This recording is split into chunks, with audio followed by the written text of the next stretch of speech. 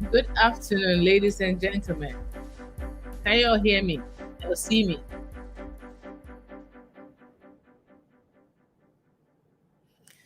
Good afternoon, ladies and gentlemen. I hope you can all see and hear me today. Um,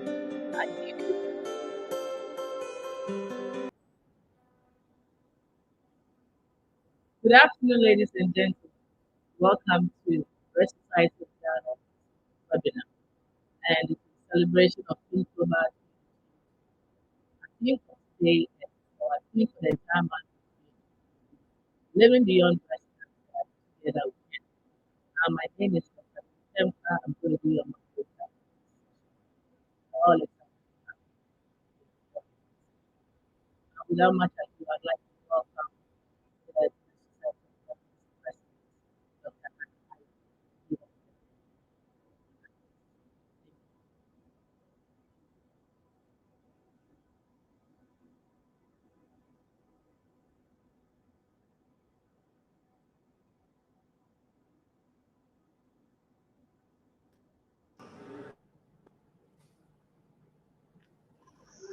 Welcome, Dr. Aiti.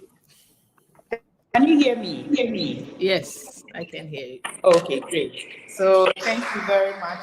I'm at another event, that's why there's quite a bit of background noise.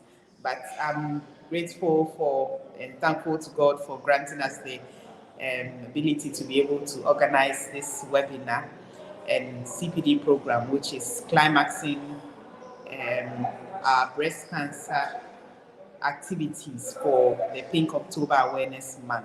I'd like to welcome all of you to this event, Breast Society of Ghana members, members of the general public, friends who have joined us today, journalists and all. And I know today we'll be able to hear great information from our two speakers who are really going to give us some insight into the theme which we have chosen.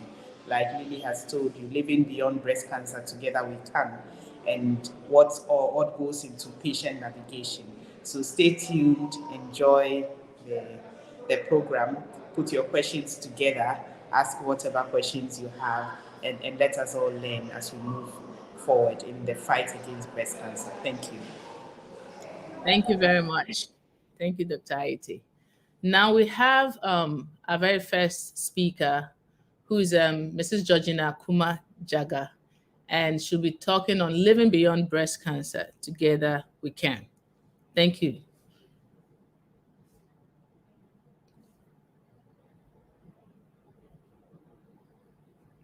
Could you please start sharing your slides?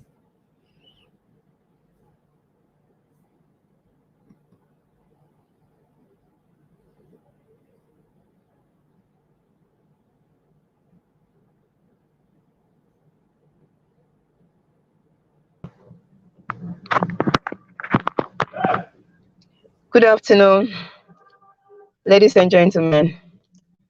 I've been duly introduced and I'm going straight to my presentation on the topic living beyond breast cancer. Together we can. This will be from a survivor's perspective. I am a survivor and I'm going to share insight on how my journey has been up to now, highlighting the possibility of living beyond breast cancer.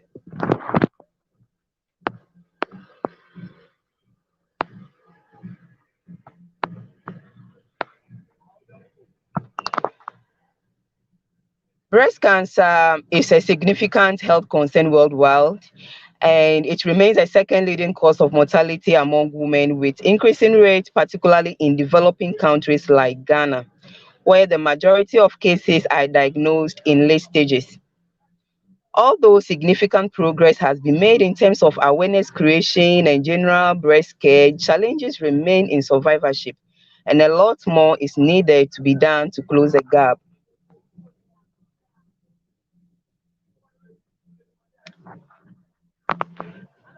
Living beyond breast cancer. I'll start with diagnosis and treatment phase. In a significant number of cases, the diagnosis of breast cancer is either preceded by a period of gradual non-specific symptoms or discovered by routine screening. And individuals are then thrust into a whirlwind of diagnostic testing, invasive procedures, and complicated treatment. A breast cancer diagnosis marks the beginning of a journey full of emotional, social, financial, psychological, physical, and practical challenges. Some of these challenges are experienced by many women, like I did, with the disease. Others, only few women experience them. Challenges can relate to the shock of the cancer diagnosis and fears about the future, or they may be due to physical side effects of the treatment, such as pain, nausea, hair loss, and fatigue. Practical aspects of treatment to deal with may include costs and travel expenses. Imagine somebody who is in the northern region. I'm told in the northern region there is no mammogram there, so even with this mass screening that is ongoing now, should any suspicious cases be found, it means the individuals they may have to travel outside all the way to get their mammogram, and this could be a deterrent. People may not be inspired to follow up. More specific emotional problems may include concerns about body image after treatment. We somehow get disfigured, even if you should have reconstruction after breast cancer. It is never the same as it used to be before the disease showed up. The emotional, physical, and practical journey can take a different direction altogether if the cancer spreads or comes back. More specific emotional problems may include concerns about body image after treatment. The emotional, physical, and practical journey can take, yeah, I think that has been repeated, sorry. It is not always easy, but with time, most women find ways to cope with the changes caused by their diagnosis and treatment. My story, my ignorance almost cost my life, in that I felt a pain in my breast somewhere October 2017, but I ignored it. The pain persisted for like a week, and I felt the breast and realized there was a lump in there. I didn't see a doctor immediately. For 3 months, I was self medicating. Everybody around me was recommending something. I used all kinds of things, but the pain persisted and the lump kept growing. That was when I decided to see a doctor. After a series of misdiagnoses, I was diagnosed at the age of 30. There is no known family history. I must emphasize that I had given birth early. I had 4 children at that time, and they were all exclusively breastfed. I was not obese. I was not on alcohol. In fact, I would say that if me having breast cancer, it's only meant because I had it only because I am a female. And diagnosis after a while local excision plus axillary clearance was invasive carcinoma with associated extensive low-grade DCIS. 14 lymph nodes were examined and were free from tumor deposit. And my IHC report was ER positive, the HER2 was negative, KIC 10%. And in fact, all these things make meaning to me now. But at the time I was diagnosed, everything felt or it was seemed very, very strange. And I needed to make informed decision in time. At the time I was given all this information. You have cancer, you have to undergo treatment. Everything seemed very confusing at that time.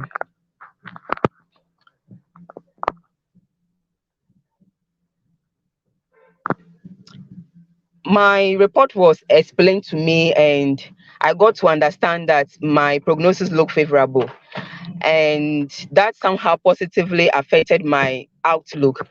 I knew if I put in all my all, if I don't give up along the way, I was going to survive.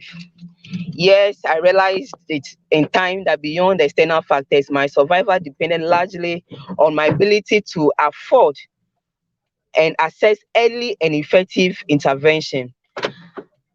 I put it this way because on my journey, I have met people who had similar diagnosis, similar prognosis as well, but died because they could not afford treatment in time. And so, even right from the beginning, the doctor that gave me my diagnosis explained to me that my survival mostly would be dependent on my next move or my decision moving forward. I also realized that my survival also depended on my ability to withstand the undesirable side effects and challenges that came with the treatment. Yes, this I realized when I was already in treatment, and I was forced. Some people would suggest to me to discontinue and then seek alternative medication because it looked like I get very sick anytime I go for my chemotherapy. And I knew then that, I mean, if I had to be listening to people around me and not remain focused, it could cost me, because I knew people who had indeed stopped or discontinued their treatment for varied reasons.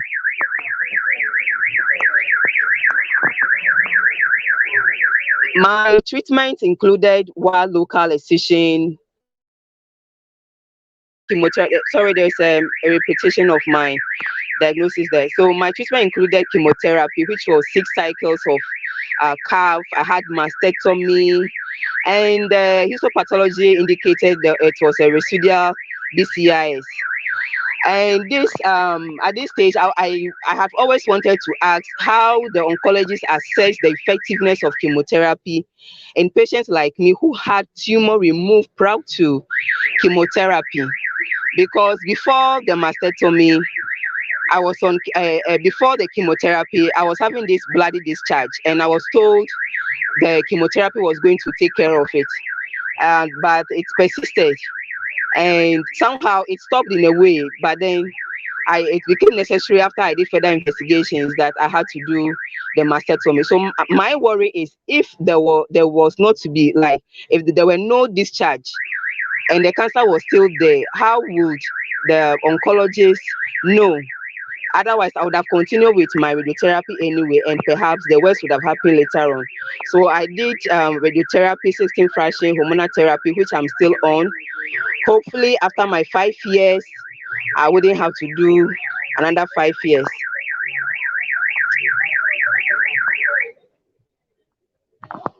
So these are some of the challenges or pictures of, I mean, the journey during treatment.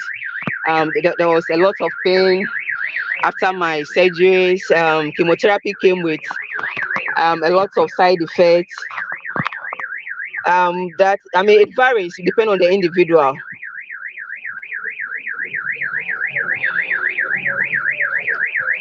Just as it is with many other women, every aspect of my life was challenged during my journey to survival. Spiritually, my faith was challenged because I just didn't understand why. I mean, somebody like me trying to be a good person would have to go through such thing. And then people would ask. I mean, I remember somebody asking me if I mean I didn't have if perhaps I had the cancer because I wasn't paying my tithe regularly. Perhaps I was being punished, you know. And I mean, you pray for healing. You don't want to go through some of the invasive procedures and nothing. That there's no like divine intervention, and you want to ask if indeed your faith is that small. Financially, I spent a lot of money. Socially, I couldn't go out to function because I often felt ill and didn't want anyone to notice I wasn't well. I generally felt lonely because even at home, with all the people around me, it was more like nobody could really relate with what I was going through. So I often felt lonely. Physically, I had to stop working. I couldn't function properly as a wife and a mother. I mean, most of the thing I used to do, I needed to put on hold because for me, the chemo really broke me down. This is not the same with other women anyway. And psychologically, there was this constant fear of death. For me, I mean, anytime I'm going to Kolebu, because I pass the mortuary road, I'm reminded of death. And then when I get to where they sell the coffin, as if that will not be enough. When I get to the morgue, when I'm using public transportation, somebody will also want to alight there, and that always reminded me of death and fear of the treatment not working. Sometimes these fears come, and because you see others or not, I mean others not responding, and you think maybe your own too might be the same way. Fear of remaining dependent for life. Because the journey it comes with a lot of uncertainties. You don't know how tomorrow is going to be like. You don't know what is next, because in my case there were a lot of unexpected outcomes, and that really made me more anxious. I mean, each moment along the journey, because you really don't know what was going to happen. And I felt that if things don't end in time, I might remain dependent on others for my upkeep. I may not be able to work. I might not be able to do anything for the rest of my life. Emotionally, I felt sad, helpless, and hopeless most of the time. Um,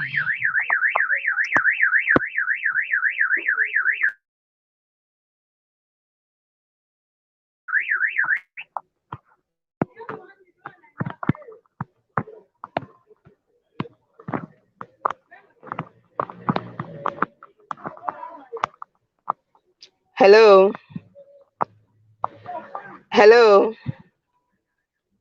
Okay, so if you can hear me, I'm continuing from where I stopped. So the good news for us patients is that most of the challenges I've mentioned with side effects from treatment and I mean, all that comes with it can be treated, and most ease after treatment. Once treatment is completed, especially pain from the surgery, hair loss, the diarrhea, the mouth sore from chemotherapy, as well as the itching, soreness, and fatigue from radiotherapy. Most of them are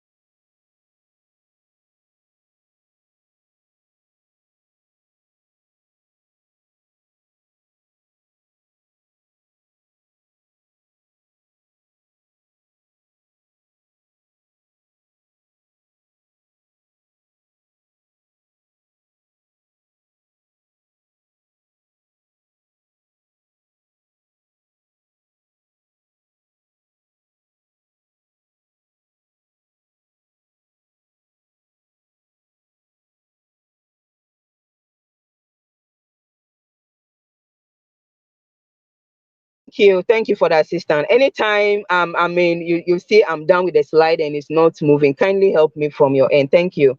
So living beyond breast cancer, the quality,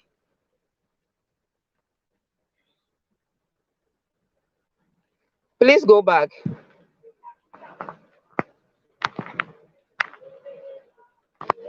The quality of life after treatment. Quality of life I would describe as our overall well-being, including our mental, physical health, our ability to perform daily roles, our sexual functioning, our the pain, fatigue, and other side effects of treatment or symptoms of breast cancer.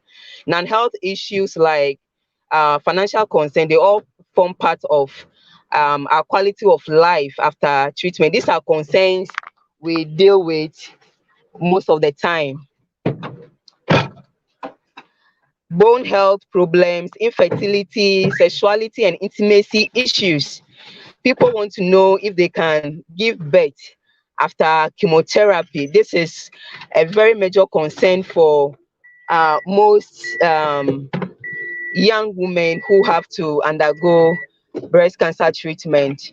But I know that for many of them, once this is discussed, there is something they give them to, I mean, to make it possible after treatment that they can give birth. Sexual and intimacy issues is a very major concern. Our insecurities so very much affect us, our sexuality.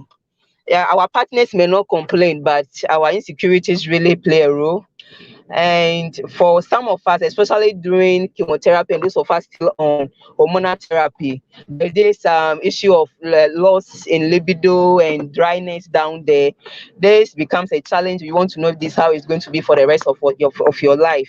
But with time, I mean, there are coping mechanisms or strategies we use to overcome some of this, which I will touch on later. So there's also this issue of weight gain, and for those of us on the hormonal therapy, we are told that, I mean, if we gain more weight, the tamoxifen wouldn't work. Meanwhile, the tamoxifen makes you gain weight effortlessly. So these are some of the challenges with the treatment: the fear of cancer, recurrence of death, early menopause or menopausal symptoms. That is me in the picture with my bald hair. For many of us, I mean, you have to hide under wigs and scarves for months until your hair begins to grow back. Many people find this very, very difficult to cope with. I know people who are or have not been able to look at themselves in the mirror when their hair went off till it started growing back. I must say that, I mean, if you are treated at a facility where there are clinical psychologists, you wouldn't have to go to, like my case. I mean, you are always counseled along the way. They foresee this, I mean, are becoming challenges for most of us, so we are counseled. So unless the individual that doesn't allow the counseling to work, that is when you live with, I mean, the insecurities, and then there's low self-confidence or self-esteem that comes with, I mean, some of the side effects. Financial issues are some of the issues, because by the time you are done with treatment, you can't, you don't have much. For some of us who had to stop working, there are people who, I mean, it's not like they were in a corporate environment that they were giving sick, they were on sick leave and could return to work and assume life. No, some were selling in the market. I know a very good friend of mine, she was selling pure water on the streets of Accra, and when she was in treatment, she has to pause. And by unfortunate for her, by the time she was even done and wanted to resume life, the cancer recurred, and feeding herself even became a major problem. Luckily, the drug she was on was covered by national health insurance, but what she would even eat, it was a very huge problem for her, because she wasn't so active like she was to go back on the street to continue what she was doing before her diagnosis. Pains that can lead to suicidal ideals, like for many people, especially if the cancer doesn't end like mine ended after treatment. For those who have to live with the cancer because it had gone to other part of the body, I'm talking about the stage 4 patient. I mean, the pains, because I speak to patients who are battling stage 4, and some of them tell me, Gina, sometimes I want to drink something that would just, I mean, I'll sleep and not wake up again because of the extensive pain they are in. Most of them will tell me that the drugs, the painkillers they are given do not even work. Some will abuse it, they take it more than, I mean, they've been asked to take. And it's heartbreaking seeing people like this in pain, and there's nothing you can do. Some of them, as I said, wish that they are gone. And if they have the will, they'll kill themselves. And numbness, some people feel this, I mean, for a long time. And loss of self. I've mentioned that relationship with our spouses and other family members and friends. These are all things we battle with, and um, it takes time for us to bounce back. But some people never get back to normalcy. So these are images of, I mean, some of the impairments we may have to live with for the lives. The first picture shows a woman who has had one of her breasts removed, and you see one of her arms swollen. So this is some of the side effects from the swollen arm. Is lymphedema, a side effect from it could happen at any point after surgery or radiotherapy, but some people have it immediately after surgery, some later on in their lives. And I don't know. I want to ask when I get opportunity, I often ask that beyond the physiotherapy, is there anything else, preventive measures that we can put in place to not go through or prevent this particular side effect? Because I know people who are battling, they've gone for physiotherapy and the problem is still there. Ladies and gentlemen, for many of us who have had mastectomy, that is having had our breast removed, there's that option of getting reconstruction. That is if the individual can afford, and then if the at the discretion of the doctors, they advise that yes, the person can do it. Because for some people, though you can afford, I mean, it wouldn't be safe for you to do it. And the doctors always, I mean, advise us on this if we bring it up that we want to have reconstruction. That is me in the last corner there. That is how I look like now. The first 30 years of my life, I had two breasts. Suddenly, breast cancer came, and I'm now having one breast, and it hasn't been easy from the beginning to wake up. I mean, I was used to just putting on my bra. Sometimes you don't even put on bra if you are just around. I mean, not going far, gone. But as it is now, you can't just go out like that without putting in something there. And sometimes for me, because forgetfulness has been another side effect I've been battling. I sometimes forget to even put in something there, and then I'm out and I'm stranded, and sometimes I have to run back home to get my artificial breast to put in there.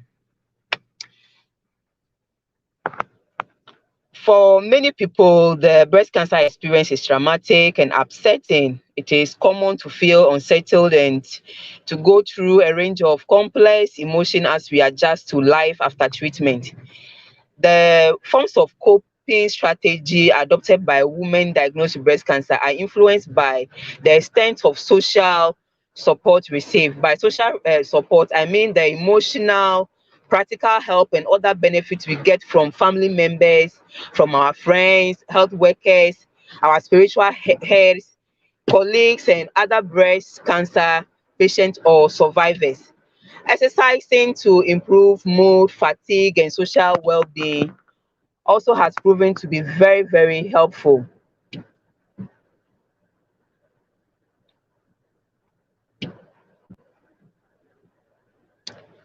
Breast cancer, I mean, we all know, has a very high negative impact on our quality of lives.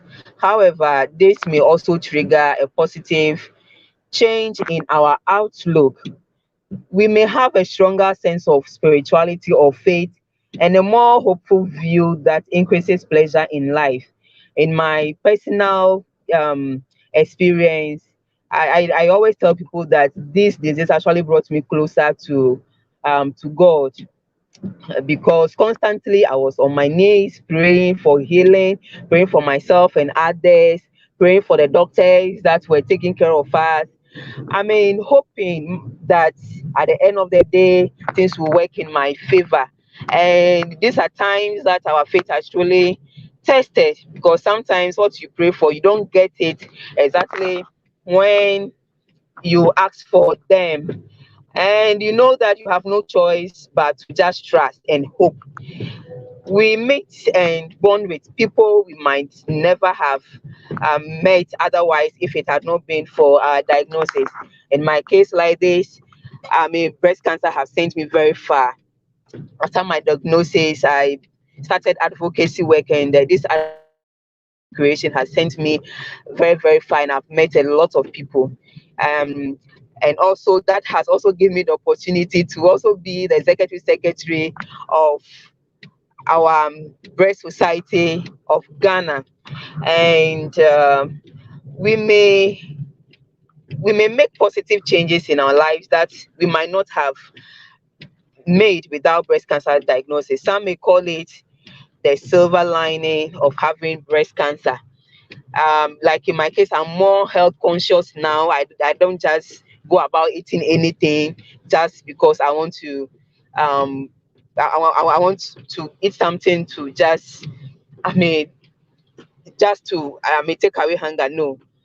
Now I'm very, very conscious. I'm very conscious about exercising. Those days I didn't even realize that it was needed for me to even wake up and then run around or walk. No, but now I am very, very, very conscious about that, and this has really helped me.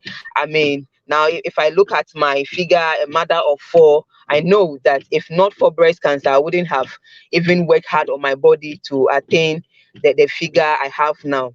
So yes, sometimes there are things that we see as blessings, that has come with breast cancer.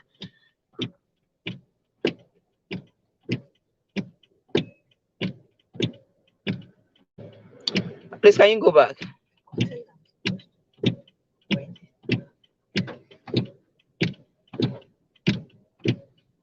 Okay. Please keep the second the next slide, and let's see what is that. Yeah. So in the image here, I mentioned earlier that the possibility of living beyond breast cancer is there. Many of us are evidences of that. Okay.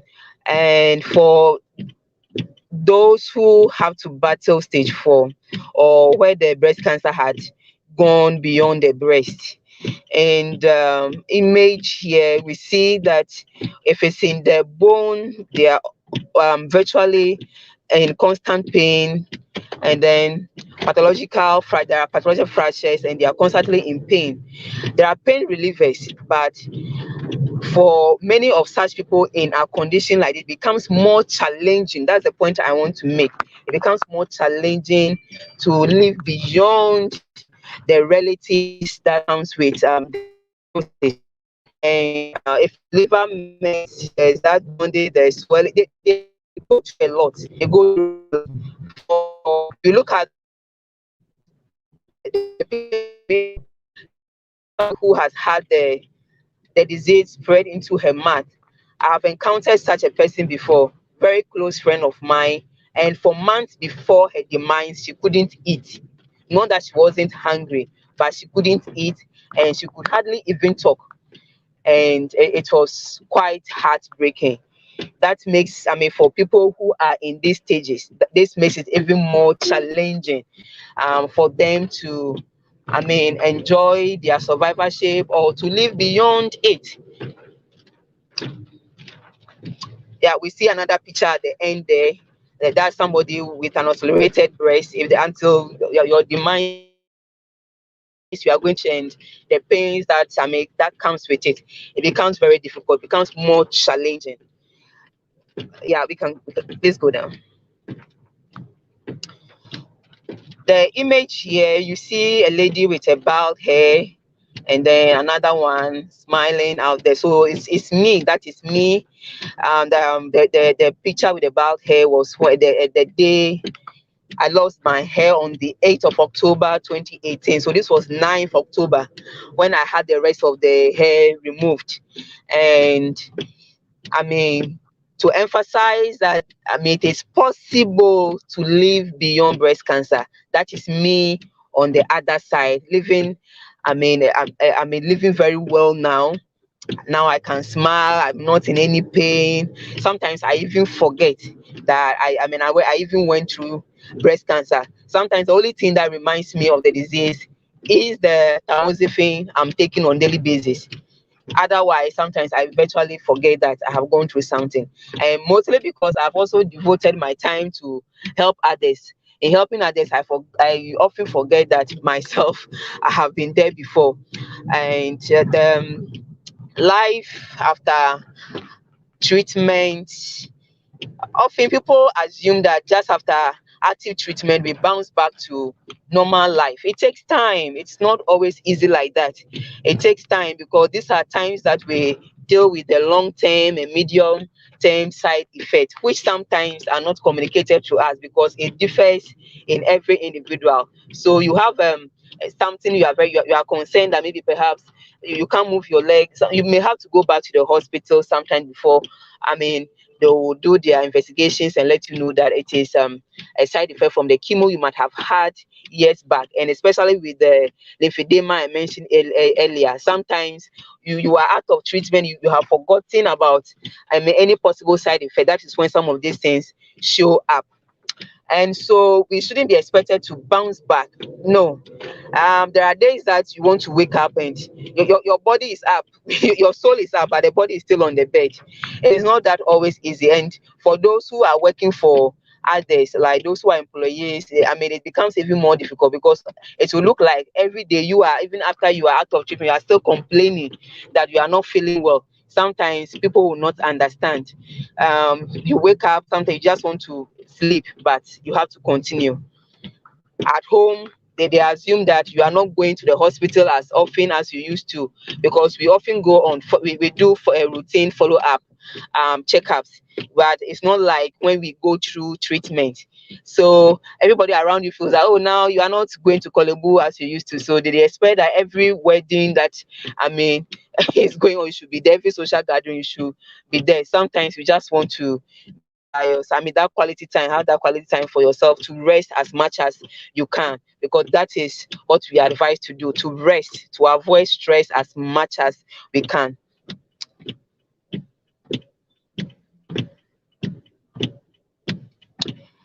So yeah,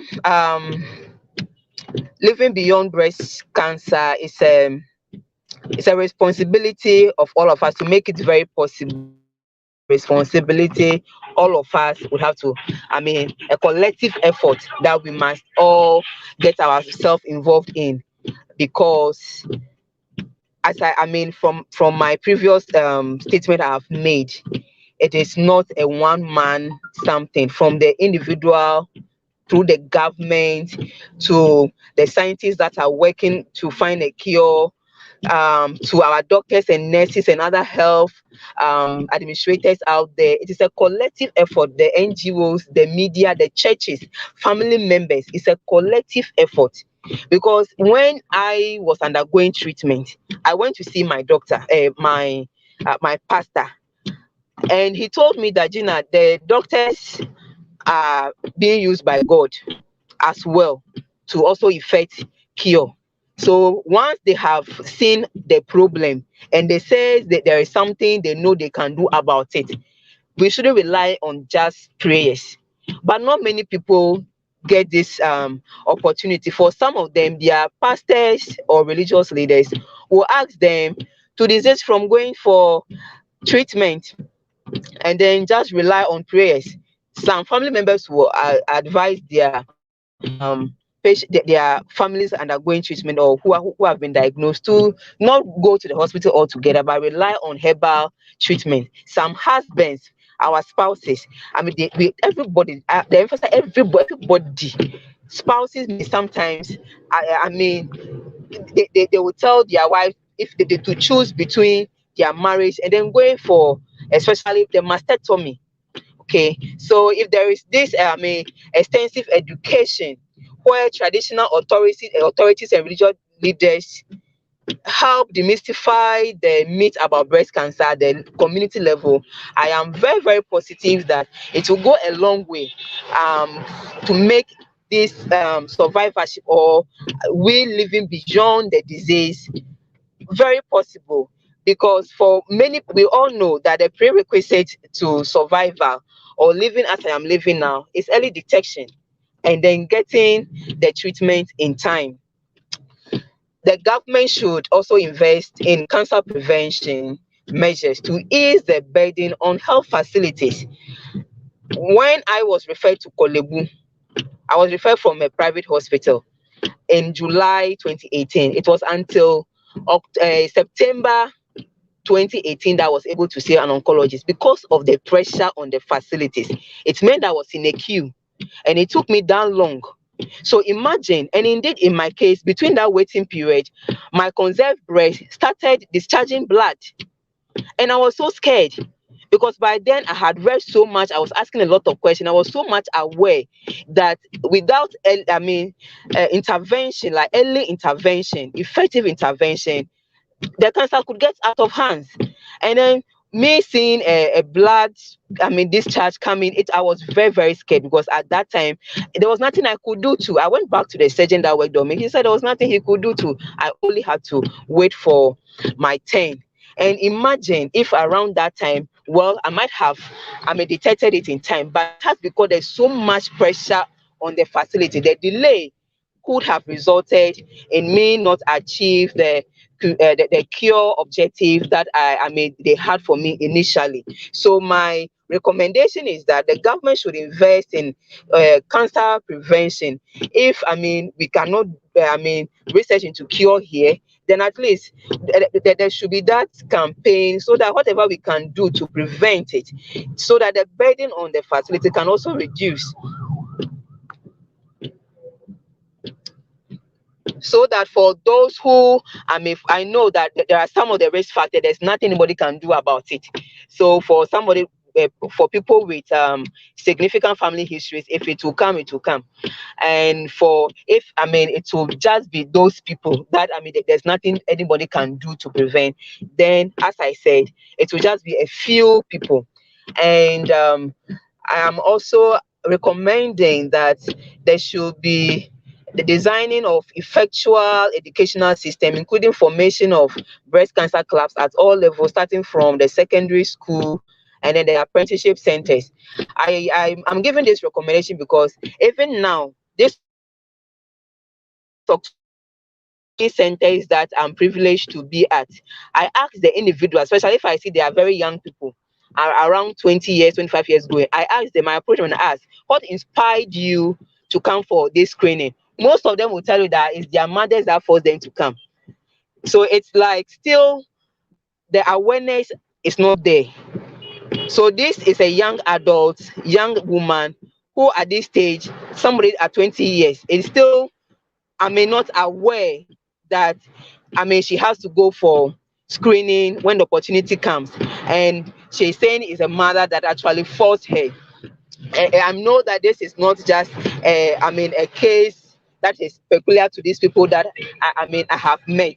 I'm sure most people, there are lots of people out there. In my little way, for me, I have my children are still very young, but then I have discussed my diagnosis and treatment, my journey. They are they have been involved.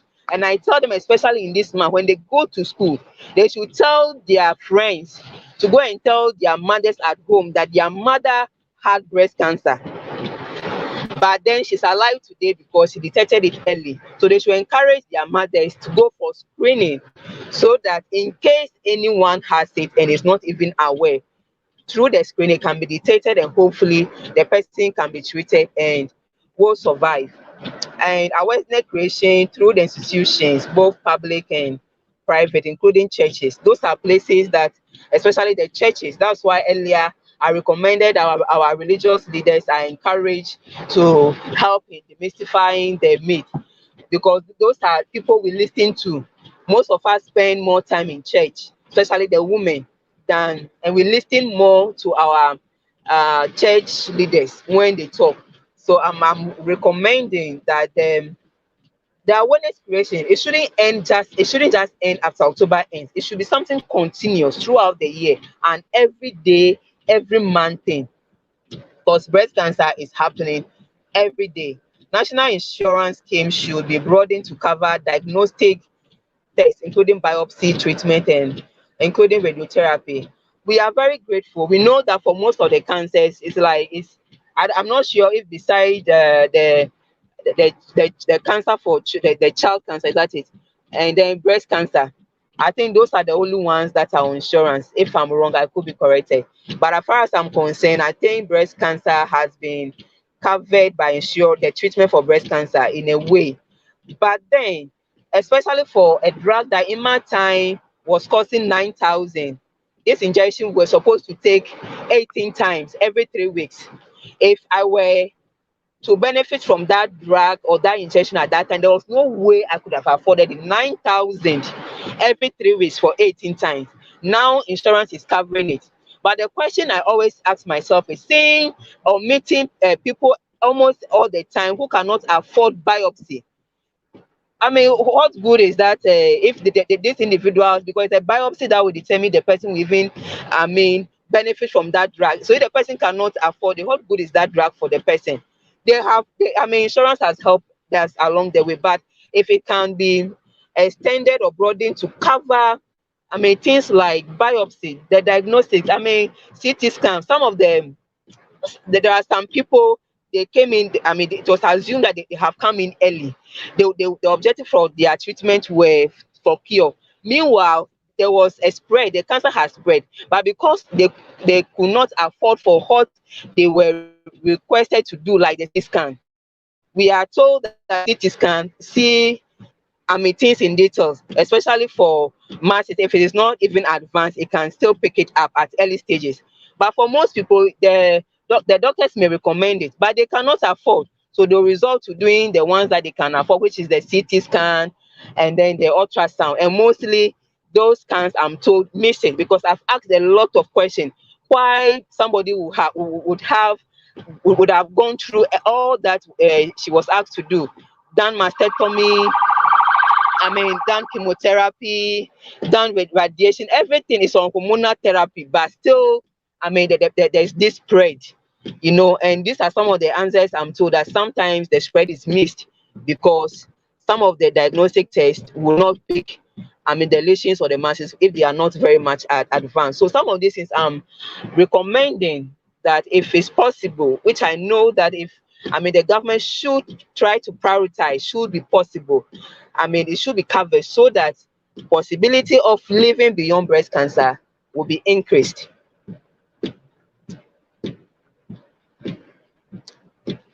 Thank you very much. I'll be on. If there are any questions, I'll pick it up.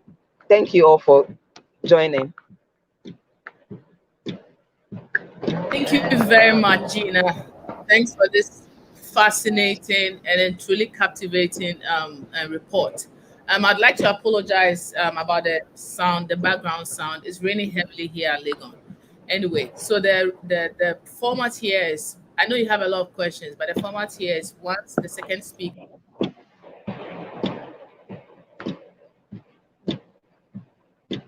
you will have. Thank you so much, Gina. So please be on standby. So next on the bill, we have Miss Jacqueline Odro Akoto, and she's going to speak on the importance of patient navigation in the management of breast cancer.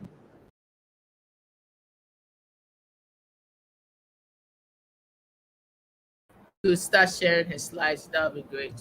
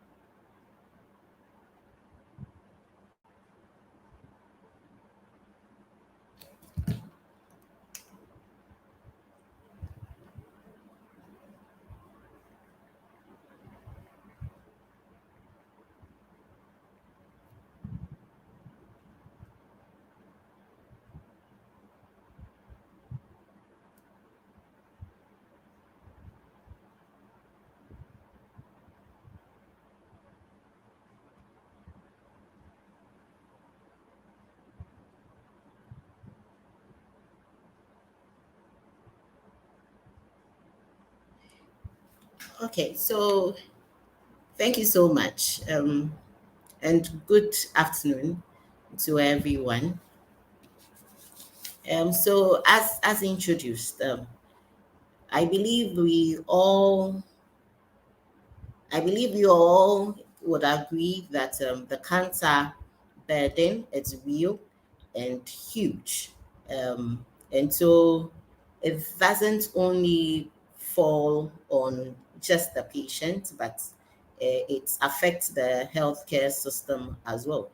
Looking at the statistics and globally and locally, when we are getting cases quite above 4,000, and mortalities quite also above 1,000, then it's really an issue. And then over the years, breast cancer management with its screening has have really evolved.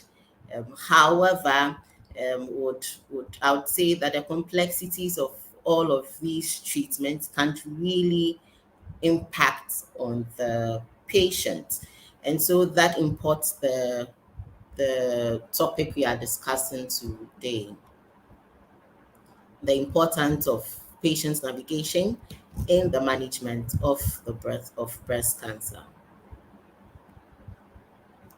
Next, please. And so, as a way of outline, we'll look at these few ones. Next slide, please. Okay, so what's really is breast cancer? What really is navigation?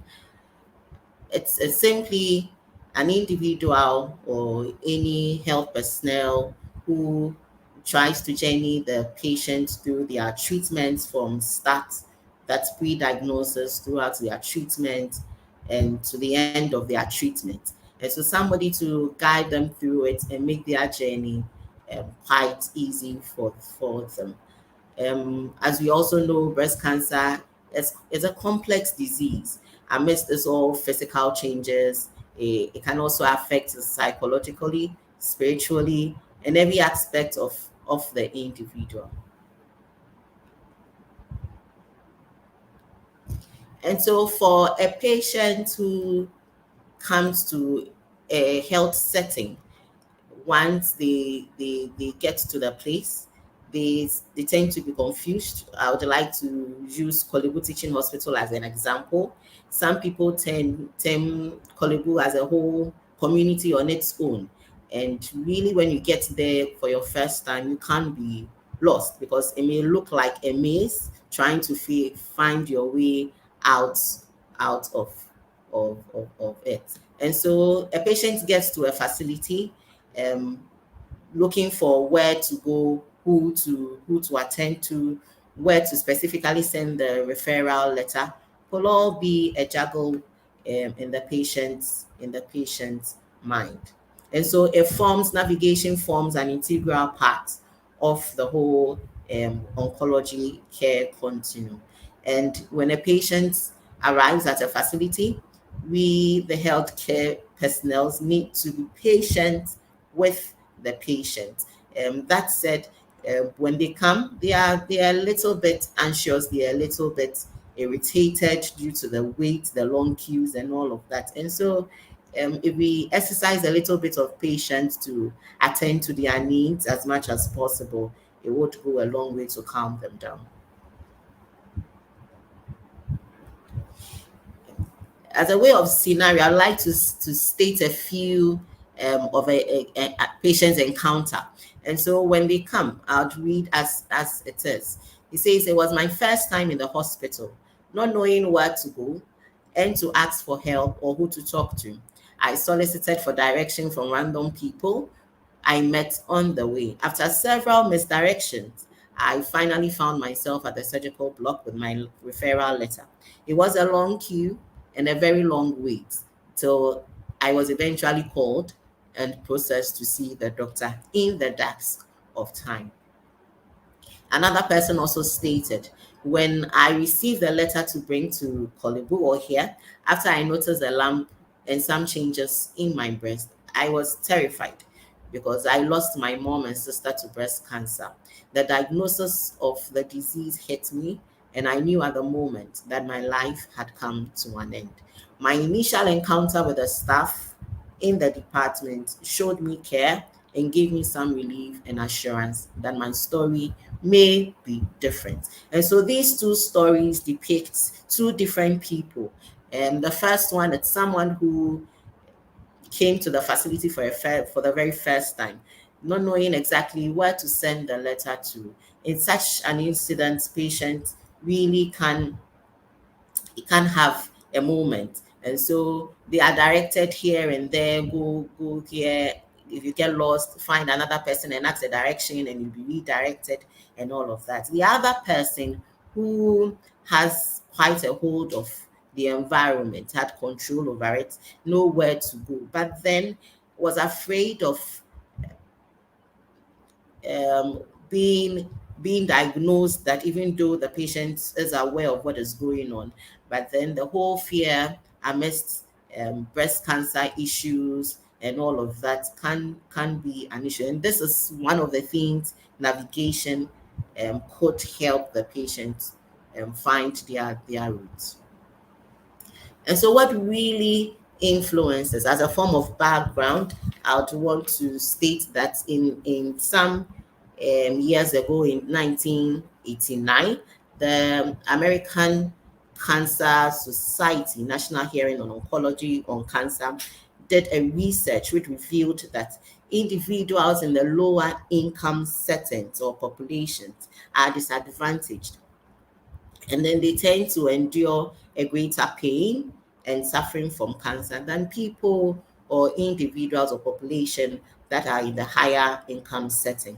This research actually triggered some few personalities like Harold Freeman in the US, that developed a pilot program or a model to help patients or to be navigated, individuals to be navigated with education, screening, where to have their services and all of that.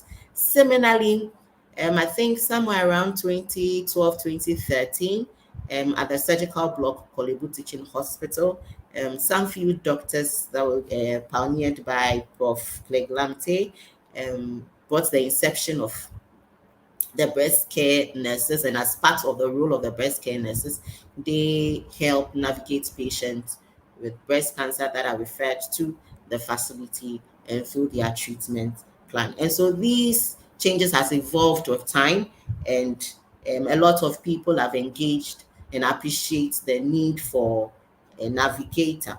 And so these are some of the things we would want to delve more and find out why navigation in the first place. Most people also, when they come, they are so afraid.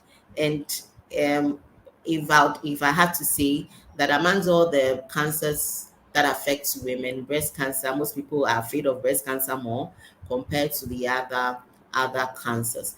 And so the concept of navigation has grown, and as I said, a lot of health facilities have welcomed and appreciated the need for navigation.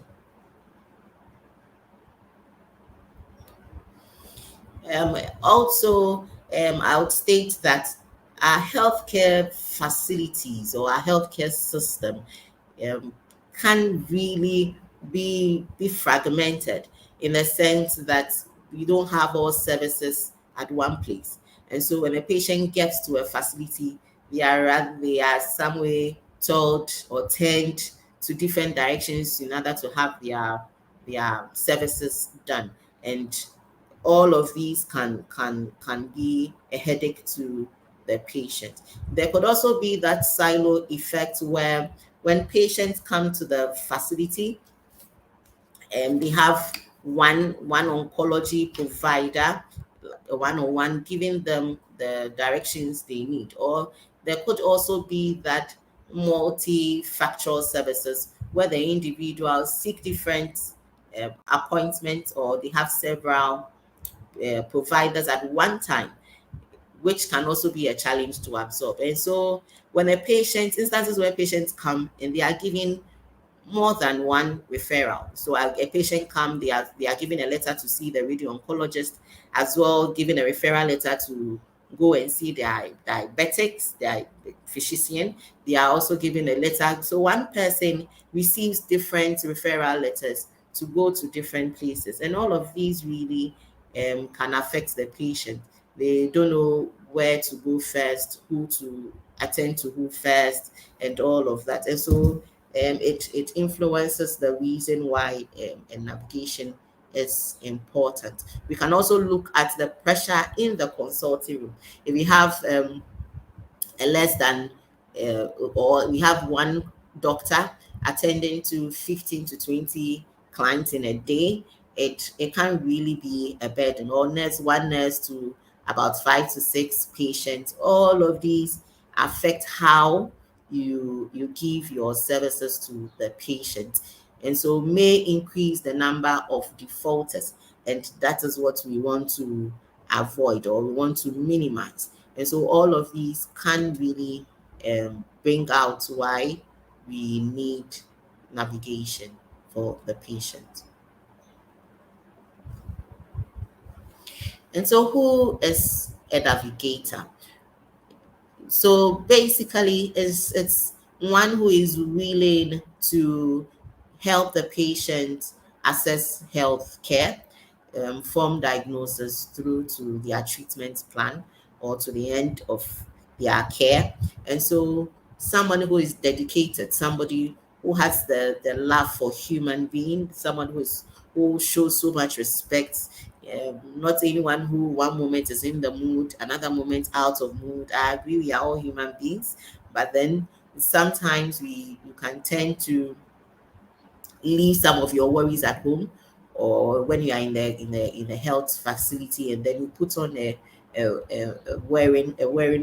smiley face, exact, so that you can cheer the patient up just with your smile when they see you. The navigator also is someone who is able to partner with other health health workers or other treatment personnel, and so the patients can have easy and timely access to healthcare services.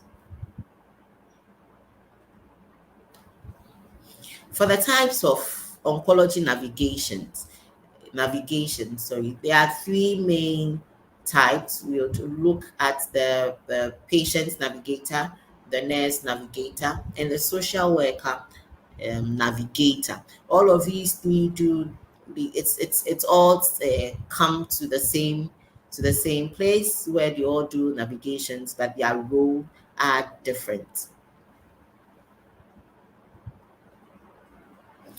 So the first one, patient navigator.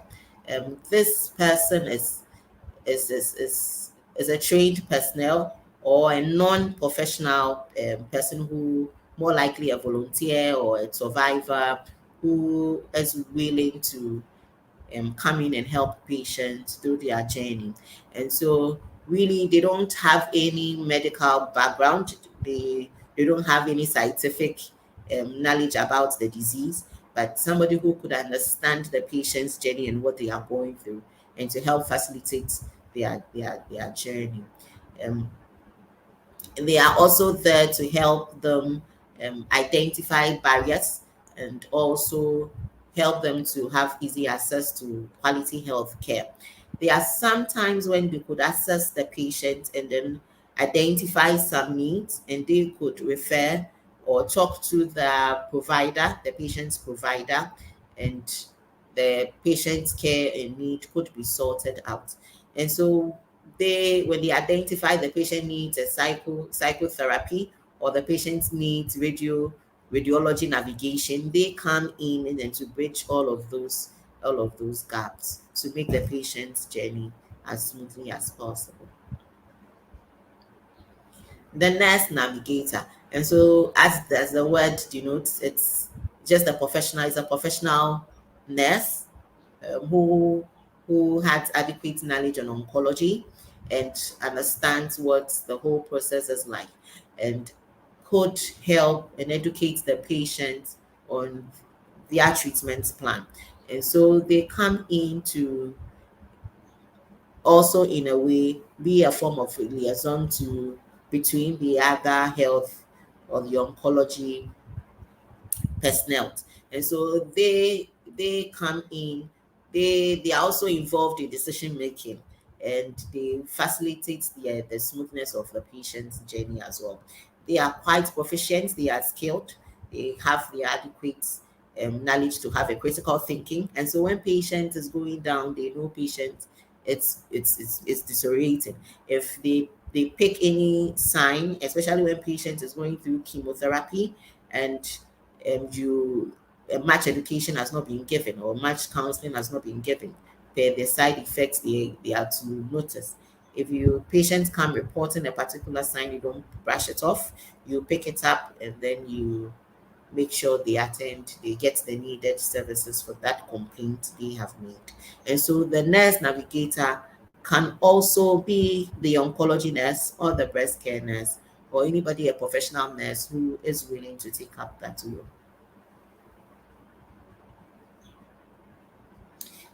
The social worker navigator. Instances where patients, the nurse is not available, a healthcare worker is not available, or a social worker, so somebody who is licensed to work. I would like to cite an example. So one of our patients who, along the line of their treatment, got depressed due to some emotional disturbances, issues, and relationship issues, and then financial challenges as well. The issue would have to, we discuss the issue with the social welfare staff, and this patient did this gentleman did tremendously well for the patient, in a sense that there was so much empathy, as if he already knew this patient. But the story of this young lady touched the gentleman, and he was willing to help the this young lady go through her journey smoothly. And so such people who show keen interest in patients or in oncology or any other treatment can be used as a navigator. And so they understand the whole processes, and then they help the patients and the family and the caregivers as well to overcome all of those hurdles in the healthcare system, and they have a smooth and informed diagnosis to possibly the end of their life.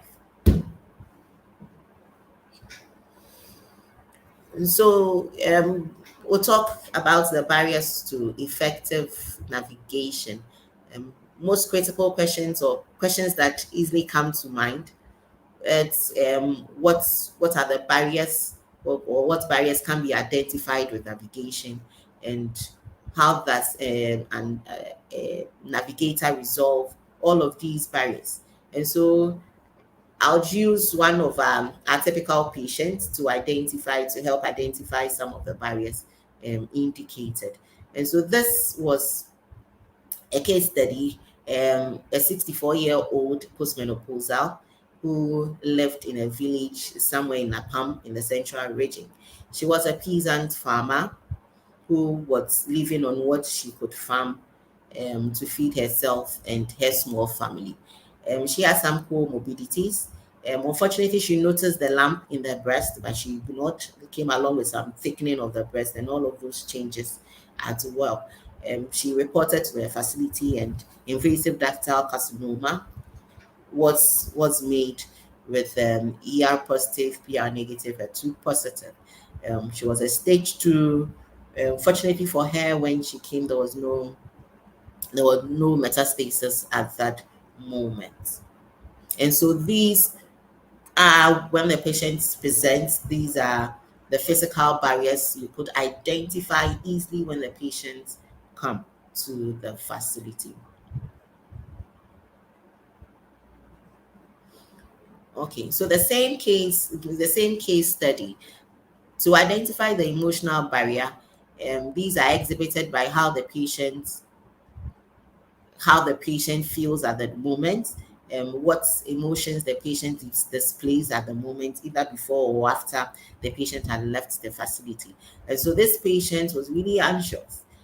She felt she was semi-abandoned in a way, because she lived in a small village in a family house. She had 4 children who have moved from the house in search of greener pastures, some because of marriage. And so she felt neglected. She was depressed. The news of the breast cancer, everything um, was more like a huge blow to her. There was so much fear that she would have surgeries, with fear of the unknown, fear of chemotherapy, and all of that. And so these emotions could be a barrier to having effective treatment. And so knowledge barrier. When this woman came, she this is somebody who hadn't been to school before, and so had no educational background whatsoever. But then she had heard a little about breast cancer, but not to a large extent. And so she had no experience with it. She was unfamiliar with screening, treatment, or anything of that sort. She didn't know breast cancer could go beyond the breast. She was literally uneducated. But then she had that so much of a cultural influence. She believed that when God created you, He created you with two breasts, and so if you had to go, you have to go with that two breasts. And so all of those could be a dilemma for patients to understand and appreciate the treatment involved. And so you need to deal with all of these barriers. Make sure they are down to zero at least, and then patient could appreciate the treatment as much as possible. There was a financial support challenges as well. We looked at the distance. When she started chemo, we had to start her with AC, adriamycin, and paclitaxel. And so along the line of her treatment, we noticed she wasn't forthcoming. She wasn't coming frequently, all because of her distance. So she has one of her child here who also lived in a rented apartment, a small place. She comes in when she has to have a treatment, stays 2 to 3 days, and goes back to Apam where she lives. And so transportation was really an issue if she has to come down amidst doing her intermediate in between labs, and all of that was so much of an issue for her. And so eventually there was that delay, there was that drag of treatment plan. She has limited friends. There's an old lady who lived in a family house. All she knew were church members, um, and people family members she lived in the house with. She was also a widow who was also trying to make some ends meet. And so when you identify such a patient, it's really difficult, and because patients along the line may not be able to have adequate treatment, and that could go a long way to cause the patient's life.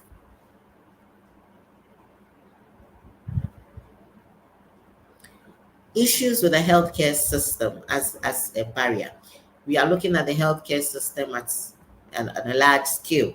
And so for every facility, when the patient comes to you, they expect to be well informed. And so once they don't get that, it becomes a challenge. Um, there's that miscommunication. Patient didn't understand the doctor well, or out of language barrier, the information didn't go well. And so it could also affect the assimilation of the patient's difficulty to accept the whole treatment plan. There's that poor referral system, instances where patients from the periphery hospital or a primary health sector had not done anything at all. They come all the way to a tertiary facility, and everything had to be started from scratch. And so all of that delays the patient's treatment and affects the patient in the long run. Some treatments, the side effects, especially with the systemic treatments, can affect the patient emotions, physically, psychologically. And once the patient decides to take that into consideration, it affects their treatment plan. And so we bear in mind the quality of life, as the previous speaker said. The quality of life of the patient is paramount. And so we think about that first to make them comfortable as much as possible, amidst the harshness of treatment. Um, Proximity to healthcare system. And so for this old woman, um, she mentioned she went to Cape Coast Hospital first initially, but somewhere along the line she was advised to come down to Kolebu, reasons known to her own self. But we look at how close is the facility to this individual to access health care or quality health care. And so once there's that distance between access to healthcare, it's really an issue. Insufficient insurance coverage. The patients who have insurance, all right, covered, it goes a long way to help them. Yeah, in some on a large scale, but not to that maximum effect. And so patients could tend to bear some of the cost. And in instances where patients cannot afford, it can also be a problem to the patient. When there is that shortage of staff in the health facility, it can also affect the quality of life or the quality of care we render to the patient, to the patient. Yes, when there is so much fragmentation, as said earlier, patient services are so widely spread. Patient comes to facility A and has to go and do a mammogram because the one in the hospital is faulty somewhere else. Patient needs a marker. A patient would have to move to somewhere else. And so all of these they comes in bits and pieces and makes the whole journey so frustrating for the patient. So still on the healthcare issues, if the referral system is really dealt with, I believe it will go a long way to minimize the whole stresses incurred on the medical or the healthcare personnel. And so the health system really would have to be looked at, and then health quality qualified health personnel. We also recommend that they give good or quality monitoring skills along the process of or throughout the journey of the patient treatment. There are three levels for the referral system in Ghana, and we have the primary, the secondary, and the tertiary. And so some of the problems that arises with the healthcare system is how weak it is. We don't follow through exactly, and so it's all increases the barriers that affects the patient's um, treatment. So this situation is a patient in the middle with a family and a healthcare giver, and these three persons would have to struggle through these whole treatment plan, and sometimes it can be that frustrating. And so once they have a health or a navigator, it will guide them through what next at what point in time, or through or at every phase of their treatment plan. And so for this patient who would have to do an initial investigation diagnostics, goes here if directed well, may know where to assess one. The same patient would have to see the pharmacist, same patient doing surgery. After surgery, you have to do chemotherapy. There's also the radiation, and all of these could really affect the patient. And so they are advised to take it a step at a time. If they are guided through their journey, they could appreciate and then be able to to take it a step at a time, and then their treatment can be holistic.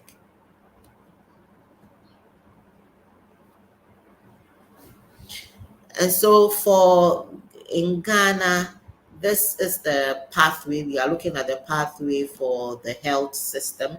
It starts with the primary level, and at the primary level, we have the CHIPS compound, the polyclinic, the small clinics, some private small clinics. And so when a person comes to the facility with a complaint in the breast, they usually start from here. But then there's also that arrow that links from the initial point of care that goes straight to the tertiary facility. And so when they start at the primary health level, they are given a referral letter and they come straight to the teaching hospital. And when that long break, by the time patient gets to the teaching facility to be assessed to start anything of that sort, there's that delay, and the cancer would have changed its roots as within that period. And so when you start from the primary, they are supposed to journey through the second level, and the second level is usually the district hospitals or the regional hospitals. And so at the regional hospitals, if the primary health care was not able to do a biopsy, then the regional hospital could pick up from there and then do a biopsy, get it, do the histopathology, may do the met workup and all of that. And so once the cancer has been diagnosed, the patient can come to the teaching hospital. So is that it comes in that stages. And I believe once that is done, it will make the journey so smoothly for patients at every point in time. But once there is a discord, one there is that um fluctuations, it makes the whole journey so long, and patients can be frustrated along the line of their treatment plan. This is a typical referral letter. And so this referral letter came to us, and it was nicely written out. There was that history, adequate information about the patient. But then at the back of it, this showed a vague, it only directed to breast care in Kolebu. And this particular patient ended up somewhere at maternity, misdirected to go to radio oncologist, and then from there was also asked to come to surgical um, department. And so this patient has gone round before they could assess where exactly they should go. And so I'd really advise that in the writing of from the primary health sector, in writing of the referral letter, it should be properly addressed so such barriers could be eliminated. And then patients will know exactly where to take their letter, or they can be directly to exactly where their services could be attended to, and they could start from there. And so the whole process of navigation, where do you start from, how it is done.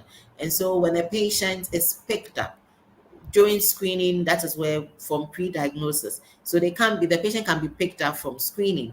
When you notice anything in the patient's breast, or before you notice anything at all, you assess the whole patient. And so you look out for any psychological issues. You talk to the patients to address their fears, their anxieties, because really some people deter from coming to have their breast screened, fear of the fact that would definitely find a mass in the breast, and that could really affect the patients. And so to avoid all of those, they tend not to come at all. And so you would have to assess the patient thoroughly. There was an issue where we had one of our patients who was being screened clinical examination. It's quite recent, so during this October month, where we are making awareness, creating awareness about breast cancer. So the lady was lying down getting her breast examined, and then the healthcare person noticed some changes or a mass in the breast, but she wasn't too sure. They wanted a second opinion. And during that period, once the healthcare person left the room to call for or to seek another opinion on what she found in the breast, this lady started crying. And she felt so sad because the whole reaction, the whole scenario got her frightened. And so when the other colleague came in to confirm that really there is a mass in the breast and she will need to do an ultrasound. It was very chaotic and very dramatic. This lady, together with the mother, was shedding so much tears. And there was all of those fears, not knowing what to do, fear of the unknown, what's there. And so for such a patient, you need to do all of these assessments, find out what's really wrong with her. If the patient needs any psychotherapy, you refer, let the person get, and then before the ultrasound or the mammogram is requested. And so from that initial assessment, they do a mammogram, do an ultrasound. If any abnormality is picked up, it's moved on to the next stage where you find out where they can access health care. And from there, they go to the primary health facility where they are examined again together with their mammogram and all of that. If the facility can't handle it, they move to the next stage. And so for the mammogram, when they are assessed and they need a biopsy, it is done depending on the report of the mammogram. If it's positive, um depending, sorry, so and so they do a mammogram, and then if it is assessed and the patient needs a biopsy, yeah, you do a biopsy.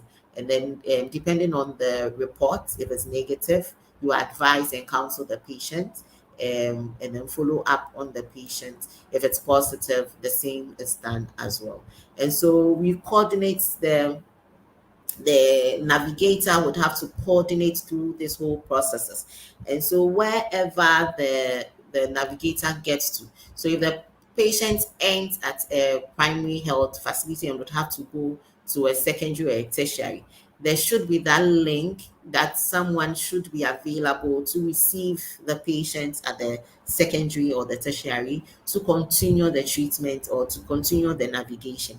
And so that follow up, it's done, and there is not that breakage among in the navigation process.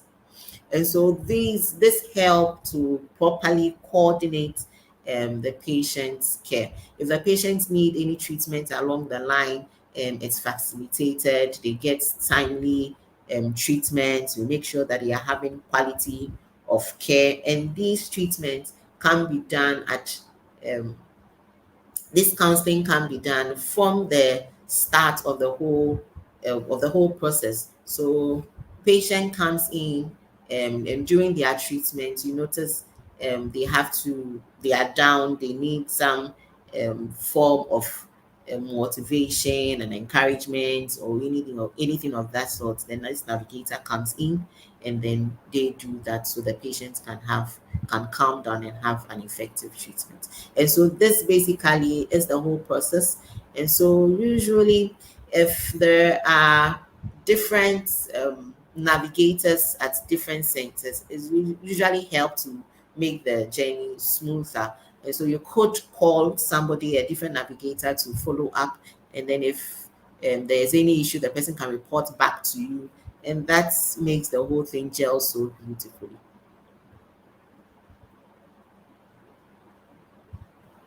And so the role of the navigator is what does the navigator really do?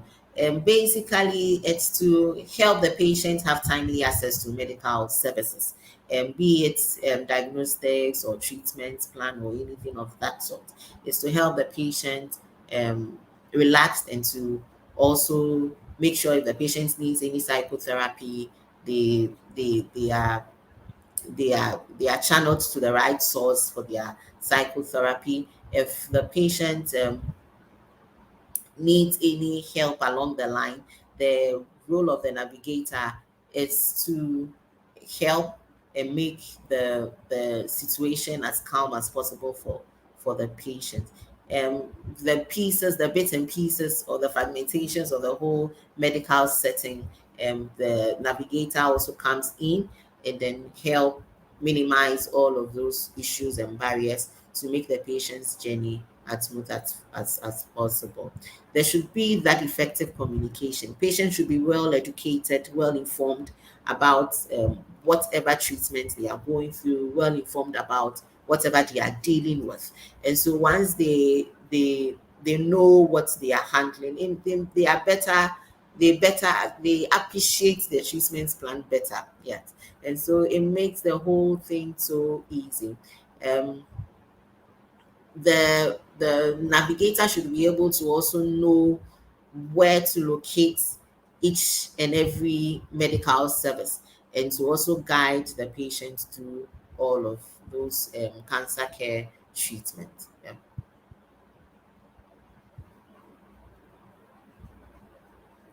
So for the importance of navigation, or the benefit of navigation to the patient and to the health worker and the family and the caregiver, all at a go.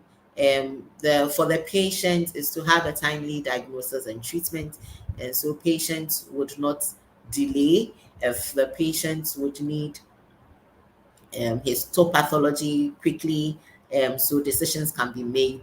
The navigator is supposed to help recommend such resources available for the patient if patients can afford, and then they could have a timely treatment and diagnosis. The patient should be well educated. They should be well abreast with what they are dealing with. Sometimes throughout the challenges of or the hurdles the patients go through the treatment could also help them have a better management of their own navigation. And so patients, out of their own experience, could find their own way through the whole complexity of the treatment care. They When they have a better understanding of their condition, as said earlier, they tend to really appreciate what treatment they are supposed to go through. Once the navigation is done well, it eliminates a lot of the barriers as indicated in the case study. Yes, and so it would in turn minimize the delays, give family and social support. If the patient's quality of life and care is improved, yes, once they identify all of those barriers and they are eliminated, it makes the patient have a better life, and they are comfortable as much as possible throughout their treatment. For the healthcare system, navigation could help trace contacts, do a proper follow up on the patient. And so, if we have hosts or different navigators at play at different centers, there could be that connection between the navigators and make tracing and following up on the patient easy as much as possible. For it will also guide the navigator as to where services are available. And so, for patients who have done mastectomies, where can the patient get prostheses? Where can they have their wig caps and all of that, their mastectomy braziers and all of that? And so, once the patient is informed, the person is informed about all of these services, they are able to communicate well to the patient, and the patient's journey can be smooth as possible. It also makes the quality of life better. And so, once everything is in place, there are good referral system, there are navigators across boards, people are willing to do their navigation to guide the patient through the whole cancer treatment. It makes everything so easy, and patient can have a better outcome from their treatment plan. So, what really are the best practices? It doesn't take any scientific knowledge or any hard technical knowledge for one to have, or a patient to have the best practice. It's really an acceptable guideline or protocol that guides the navigator through the the process of navigation. And so, it takes just the mere knowledge that we all have to put all of these navigation systems and assessment tools in place, and patient can have a better journey.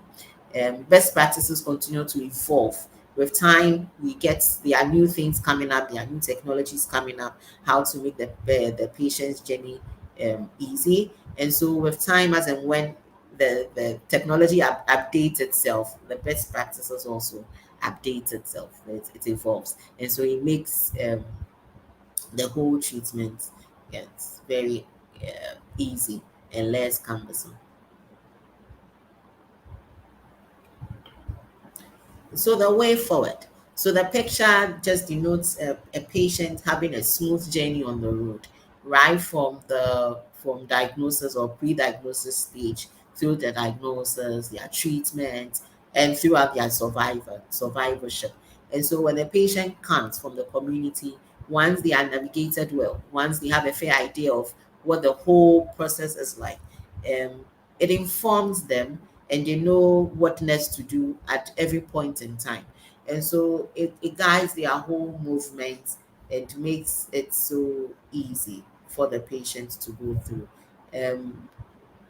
As a way forward, in future, if we could have an assessment tool, a guideline or a protocol written down, standard protocol that could guide the navigation process, it would go a long way to lessen the burden on the patient.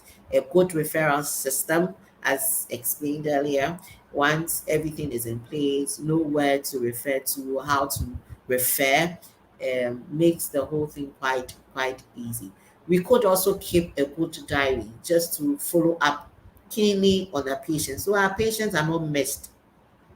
Our patients do not miss appointments, or our patients do not delay too much in coming to the patient if it is not anything beyond the patient's reach, or beyond the healthcare personnel. Then the patient, if we keep a very good record, could also help the patient. So we call them, follow up with calls, text messages. If possible, we do some visits, find out how well they are doing and how they are coping with treatment and all of that, and can bring some comfort to the patient. If it can be done, if this bookkeeping can be done electronically, where patients can automatically get a prompt, or every data is inputted into this electronic system, and patients get a prompt reminder of their due date and appointment, it could also help, and patients um, could access health facility timely. Okay, and so thank you very much for your attention. And so if yes, so I'll be on standby. Yes, as the moderator said, if there are any questions or concerns, we could address. Thank you. This very educative presentation. So far, we've gotten some good feedback from our audience. They're talking about having a great presentation, and people are saying thanks as well. Now, at this point, if yes, could come on board, and would try to address the questions that audience would have. So the format is the questions will have to be put in the chat, and I see some people are already aware of that option, and so they've started putting in comments. But we don't have any questions yet. But if you have questions, please put them in the chat, so in the comment section, so that I can read them out to the facilitators.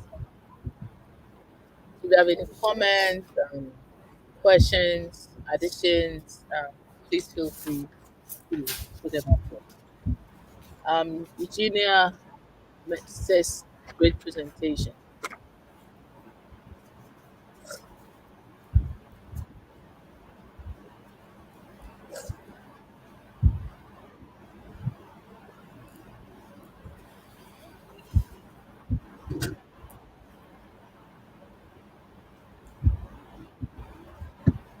So let me ask a question now. Whilst we wait for other questions, Gina, I would like to know your experience with navigation when you're first diagnosed. How did that you know how were you assisted? Did you have access to a navigator, and how did that impact your treatment journey? And what would you, if you have any recommendations to the navigators, please share with us.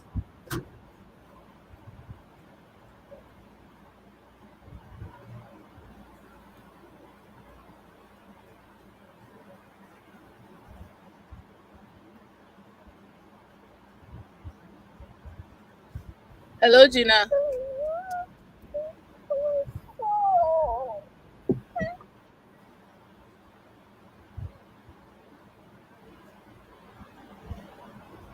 Hello, Gina. Did you hear me? Okay, so so this way you go and do this. No, there wasn't anything like that.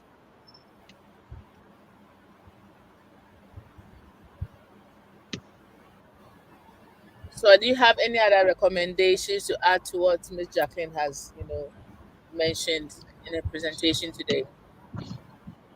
the importance of a patient navigator cannot be overemphasized. She has given us a great in-depth into the role of the navigator. And in my personal experience, now that I'm also acting in that capacity, I have realized that it helps.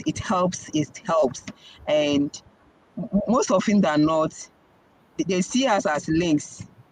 The patients see us links. Most of, if they are home, they will call us for assistance and direction. If they are sad, they will call us and want to know if the headache they are feeling could be this and what they should do.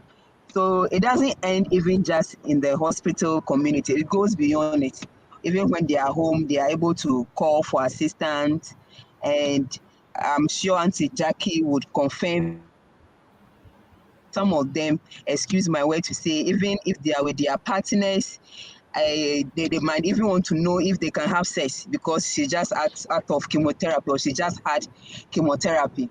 And so my recommendation is this should be encouraged. I mean, across, not just at where breast cancer is being treated or cancer is being treated. It's something that can really, really, really help in closing the gap in quality healthcare. Thank you.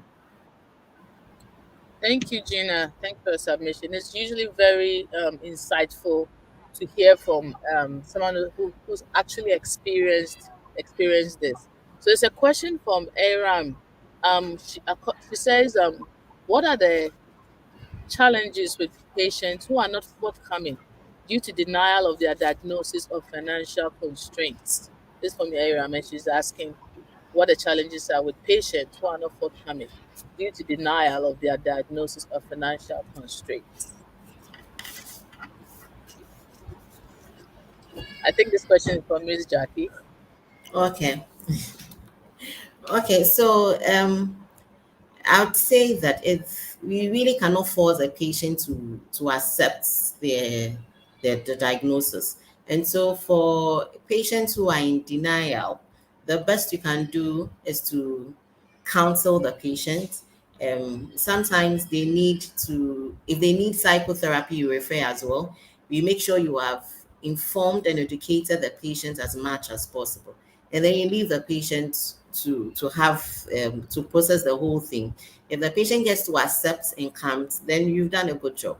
But then you need to allow the patient to process the whole diagnosis, because really it is not easy when they are told that they have breast cancer.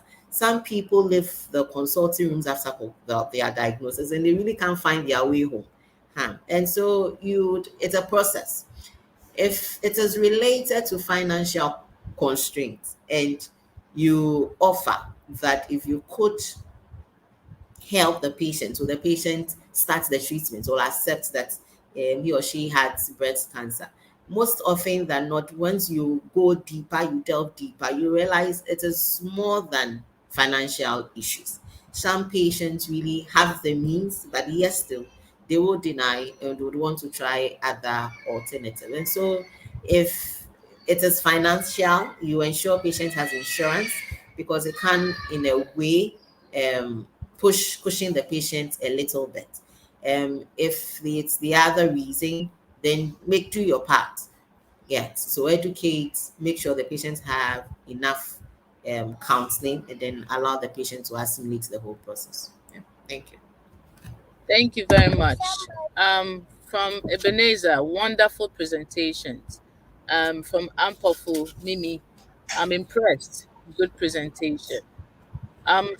Miss Jackie, I'm just wondering, is there a special training for nurse navigators, and where do you get such training? Where do you access such training? Is there any of formal training for such a position? Okay, so thank you. So for oncology nurse navigator, I know it's part of, or it can be part of the curriculum. And so once they are out of it, the knowledge guides them, and then they are able to inform the patient what to do and where to go.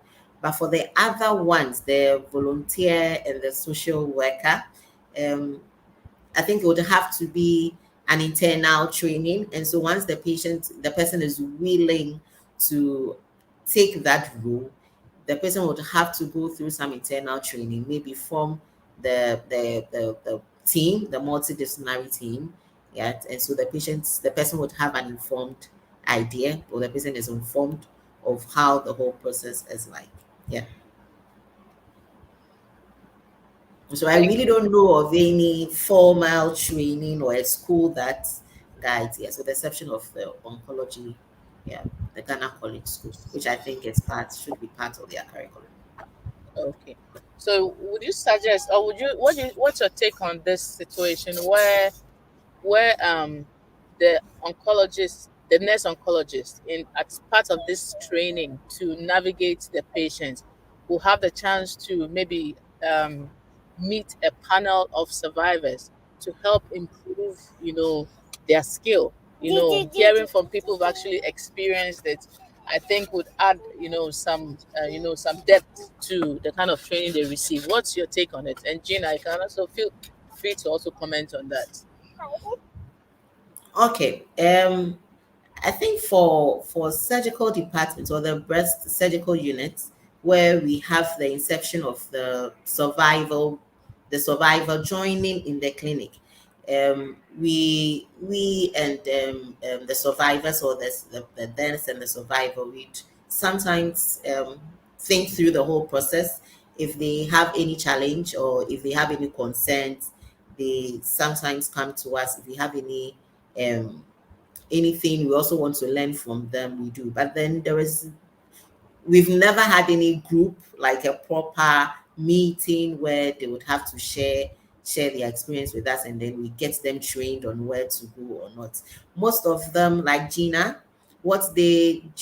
does navigation in a way based on her experience, how what she went through, how she got out of it, and then she uses that knowledge to guide the patient along. Yes. And so if she has any challenge with that, she usually comes for an education on an insight, or where she has a challenge. And so we do that quite often, but not on a regular basis. Unless Gina has something else to say.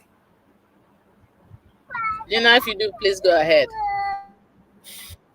Okay, so I think she said it.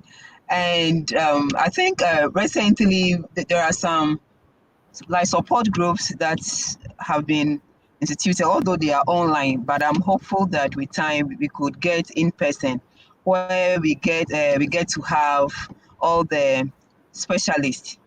I mean, there, and then we could talk out our concerns. I'm talking about, if I said we, I mean the patients and survivors, talk out our concerns and out of the hospital environment, because for most people, the environment just doesn't allow, it's not conducive enough for them to talk about certain things. But if it's online and not within the hospital, they're able to talk, and they're able to seek help and get help. So yeah, as Auntie Jackie has said, through my experience, is able to relate with some of their concerns, or most of their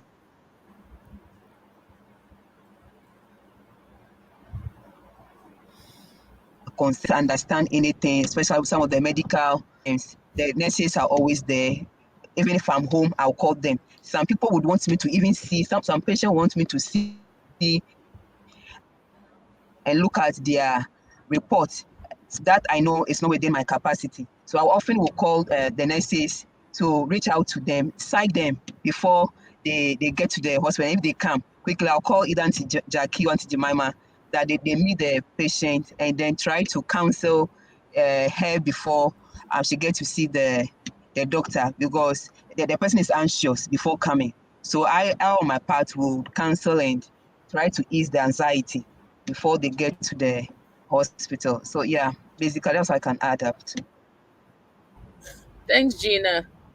From Eugenia, we have been practicing this navigation at our hospital, where client numbers are given to the breast team members, and we call them on regular basis and also inform them of their review days, even as I think that was the super missing.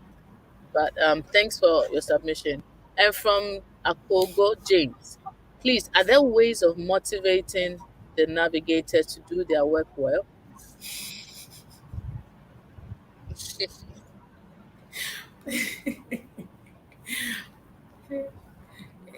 I guess this question is for me. I agree, it's yours. um, Motivation. It's really difficult to say because some of these things I mentioned earlier that for a navigator you need to be compassionate, you need to be doing some things out of will, you need to have that love and empathy for patients before you can go out of will to do certain roles you do for the patient. And so the individual is your own motivator, okay? And then sometimes the outcomes, how the patient turns out, the patient comes out, and for instances of like Gina, who is a survivor, and so if Gina had met a navigator, the joy or the motivation for the navigator would be Gina surviving the whole treatment. And so sometimes the situation could be a source of motivation for you. If you are looking for external motivation, then it's a least. You may be disappointed, and that may push you off, and you may not be able to give your all to help a patient. Yeah.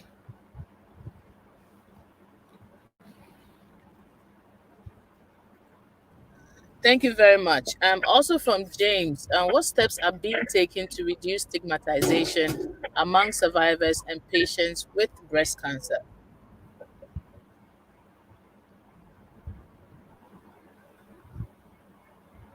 So I think either of you can take this. Yes. Oh, okay. I think Okay. Gina can go first, and then since she is a survivor. Okay. So, as survivors in our individual support groups, we do inspire and encourage ourselves so as to, I mean, not get affected.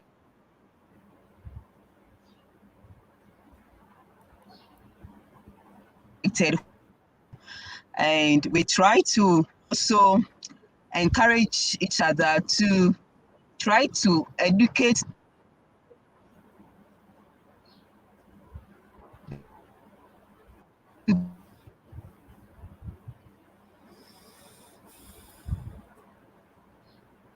It looks like Gina's connection is kind of spotty right now. Okay. So I can come in, right? Yes, please go ahead. Okay. Stigmatization really it starts with the individual. people around us that this is something that perhaps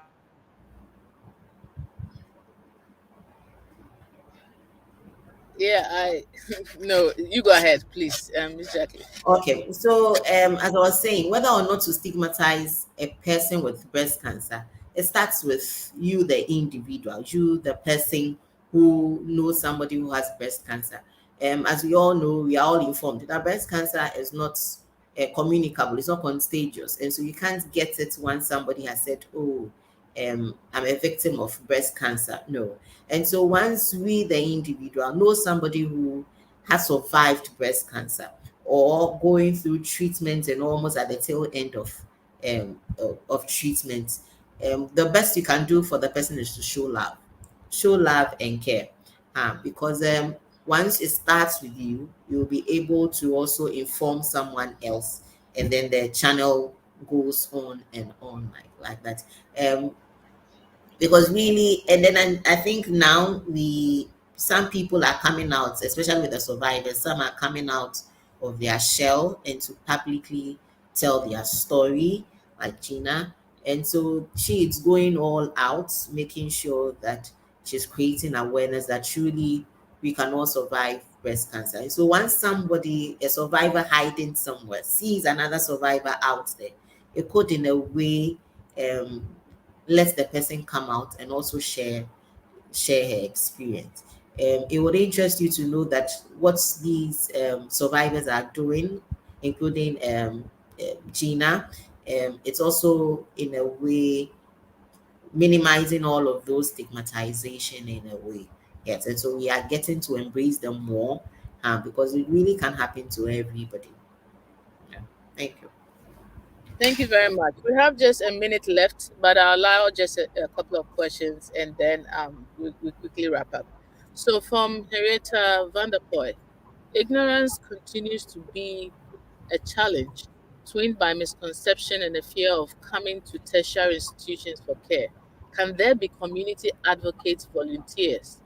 Oh, sorry, and there's another question I think I handle both at the same time.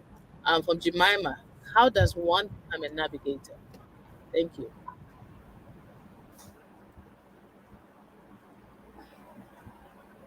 Miss Jacqueline, please go ahead. Okay. So I'll take the latter. How does one become a navigator?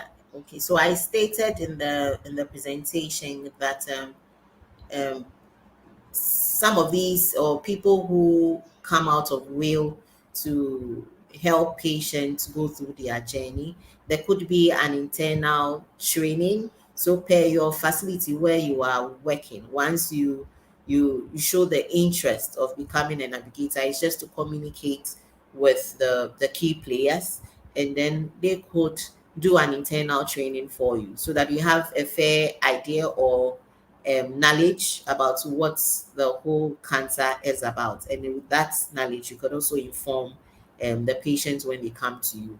And so it can be an internal one.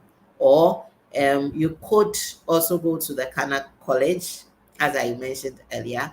And I believe as part of their curriculum, these could come out and it's being taught there.